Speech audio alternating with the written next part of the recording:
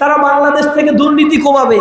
এই কথা শুনলে শয়তানও হাসে, শয়তানও মিসকি হাসে যে এদের দ্বারা দুর্নীতি কমবে, এরা হাওয়া ভবন তৈরি করা ছিল, এরা দুর্নীতি কমাতে পারবে না।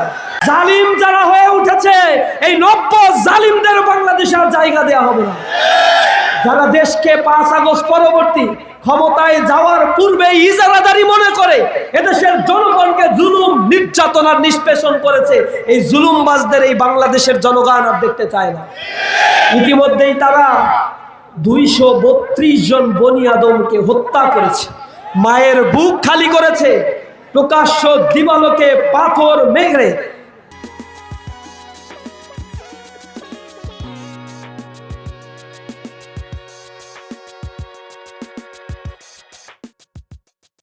এরপরে মানুষকে তারা সাদাবাজির জন্য হত্যা করে ফেলছে, কুপিয়ে কুপিয়ে হত্যা করছে।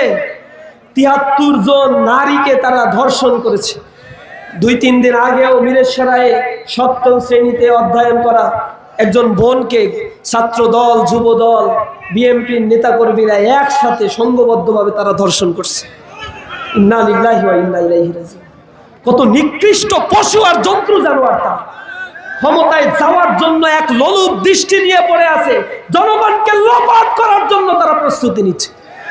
আপনারা বুঝতে পারছেন না, তারা যে কার্ডের ট্রাম্প কার্ড খেলছে, এই কার্ডের প্রতিশ্রুতি তারা এর আগেও দিয়েছিল। তারা কার্ডের প্রতিশ্রুতি দিয়ে 2001 সালে তারা বলেছিল যে আমরা কৃষকদের 5,000 টাকা ঋণ সহ মওকুফ করে দিব। তারা বলেছিল বেকারদেরকে আমরা ভাতা দিব।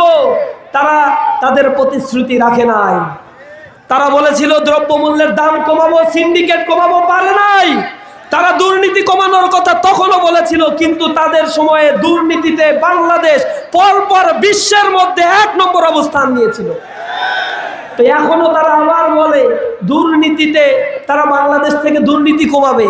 এই কথা শুনলে শয়তানও হাসে, শয়তানও মিসকি হাসে যে এদের দ্বারা দুর্নীতি কমবে, এরা হাওয়া ভবন তৈরি করা ছিল, এরা দুর্নীতি কমাতে পারবে না। সুতরাং এই বাংলাদেশ কাদের কাছে নিরাপদ? জনগণ এখন বুঝে গিয়েছে। তারা বলেছিল এই বাংলাদেশে তারা দারিদ্রতা কমাবে।